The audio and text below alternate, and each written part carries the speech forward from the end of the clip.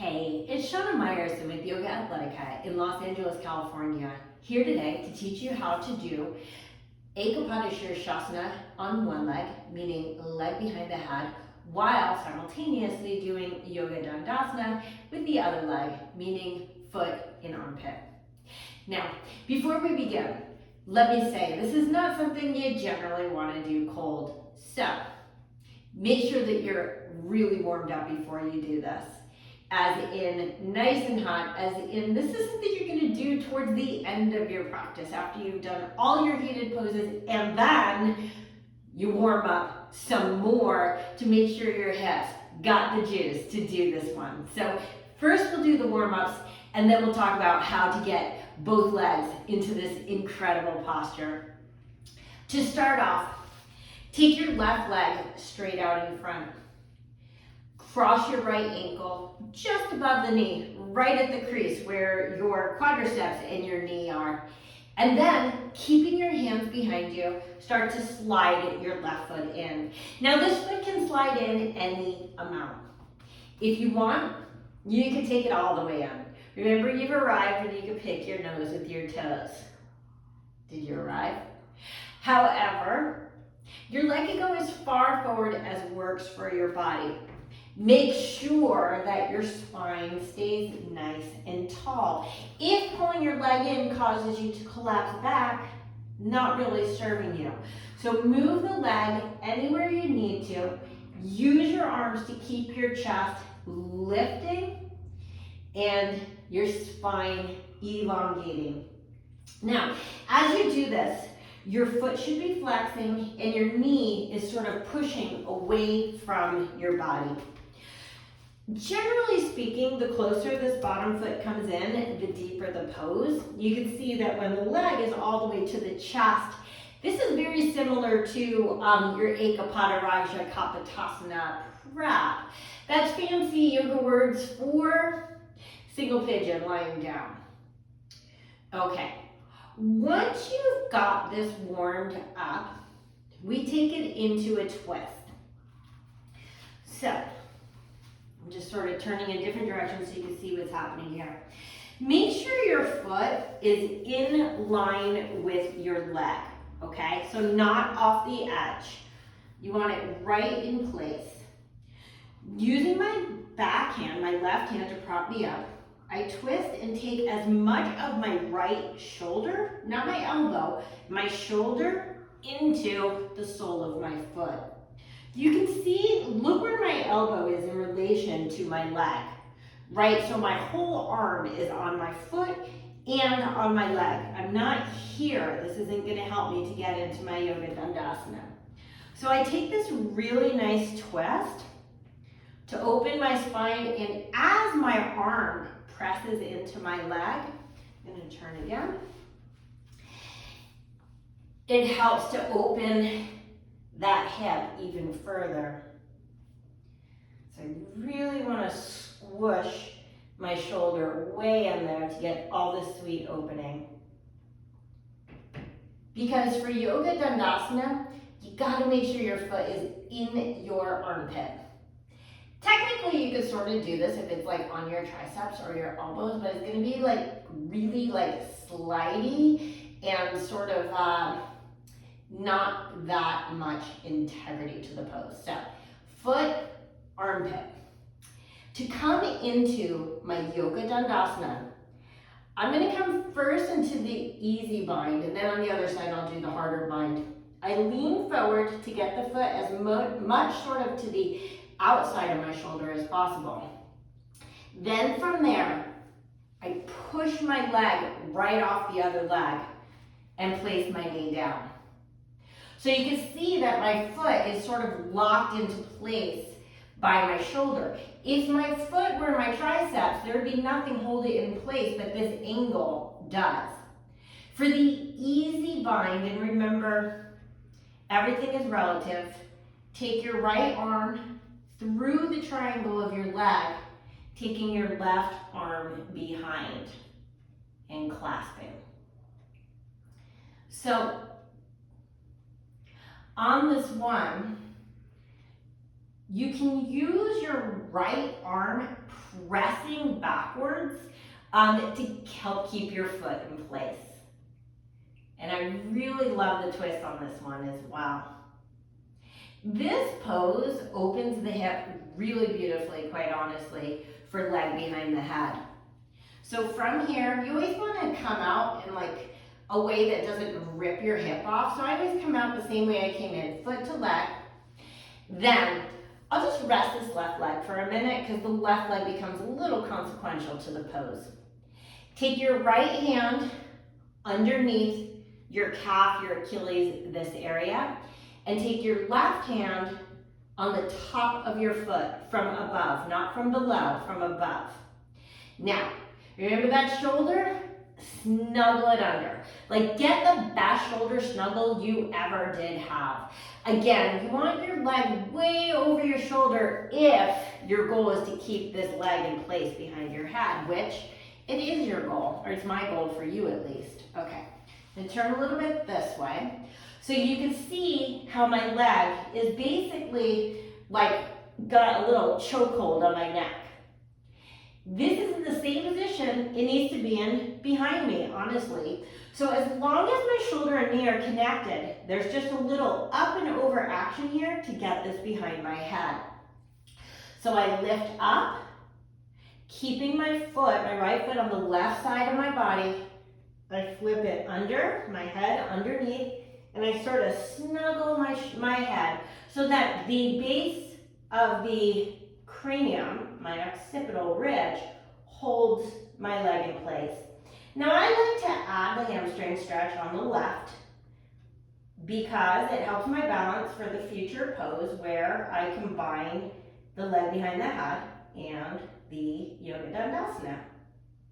So this kind of balance takes a little bit of core work and maybe a flat butt. Okay, take your leg up and over. I know flat butts are not super desirable these days. One time I was dating a guy, I don't know, 18 years ago, he goes, "Oh my God, you have no butt." And I'm like, I didn't know if that was a good thing or a bad thing, but it might help me balancing on my butt. Okay, let's do the left side. I know, that was too much information. Left foot, right at the crease of the knee and the quadriceps, right? And right at the edge of my foot, my leg, sorry. Sitting up nice and tall. Pull in your bottom leg any amount without corrupting the lifting of your spine. So we come in any amount. Remember, have you arrived? How many yogis and yoginis will do this on YouTube for you, by the way? Okay. Nose is clean now. I'm sure that's a super COVID-friendly thing to do too, but oh well. I've been super, super careful with COVID, and knock wood, so far so good. Rhyme not intended, but you know what a poet I am. Okay, so again, this knee is sort of pushing forward. This knee is pulling in. So we're trying to get the thigh more or less up against your lifted chest, okay? So remember that when we come into the twist, you're gonna want your bottom foot to move forward a little bit. It's gonna be hard to really stabilize the pose if your foot is that close. I take my left arm, remember I'm gonna try to get my shoulder, not my elbow, my shoulder to my leg, my foot. So you can even, you see I'm sort of folding in a little bit. I'm not perfectly vertical because my shoulder, no matter how much I twist, is gonna be too high.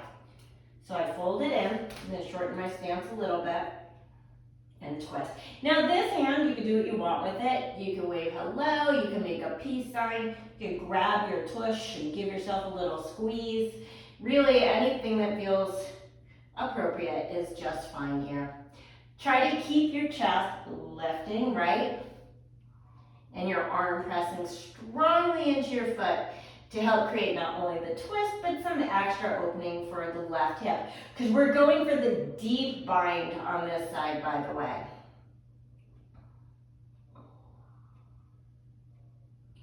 Okay, so to get into the deep bind, my goal is to get not the inner edge of my foot, but the pinky toe edge of my foot to my shoulder. So you see how I sort of lean into this one, so to speak. It's going to make it a lot easier. Now, as I take my arm around, instead of going through the triangle, I go over my knee and bind from behind. So this one for me is more of a shoulder issue than anything. Some people might find it deeper on the hip, but I don't know why you would, because it's basically the same exact action on the hip. So this is my Yoga Dandasana with a challenging bind. Okay. You can always hold these longer than I do, but I just want you to get an idea of how this works. So remember, to come out, I basically take my foot back to my leg so it's in a nice, safe, secure spot.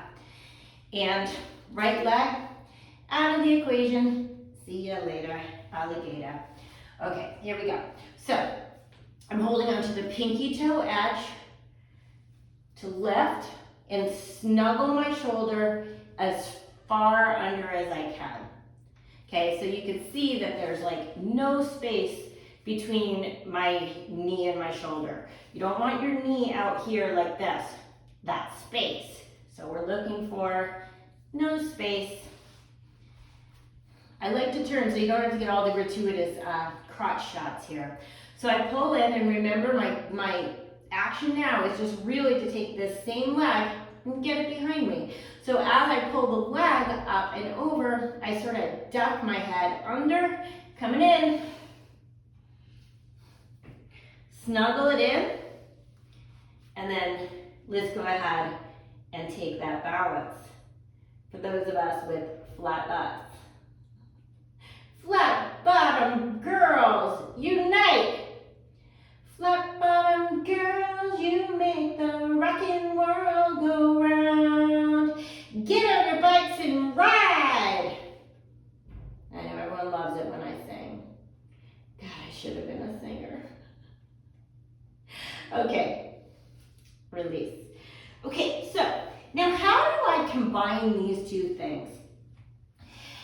The challenge is that on the Yoga Dandasana leg, the leg that goes in your armpit, it really needs some significant leverage, right? I have to have something sort of propping it up and a big twist to get in. With the bottom leg, it doesn't require anything but maybe a couple of arms. I'm sorry, the bottom leg, the leg behind the head. And so, you're going to want to do the Yoga Dandasana leg first. Because first, we have all our leverage. Everything is in place and waiting for us. So, I don't really know which leg to do, but okay, let's take the left leg in. I come in for the bind. I can't even think straight. I press my shoulder into my leg for the twist, and I'm not going to bind, I'm just going to push my leg over like this. Now, from here, my right arm, remember, has to come under my right leg, so I take it in front. Now it serves as sort of a balance point for me, and I could use my left hand to get the right leg over my left shoulder. Now, here's the challenge, is balancing here and getting your leg, okay, over. I lost my balance a little bit there. And ta-da. Now, I can't really lift my head all the way because of the length of my femur is going to limit the spine. To come out, it's hand down, leg down, release, et voila. How'd it go? I think this is a great combo pose to add into every single class that you do, but make sure you finish off with something that's really, really neutralizing, such as a Paschimottanasana.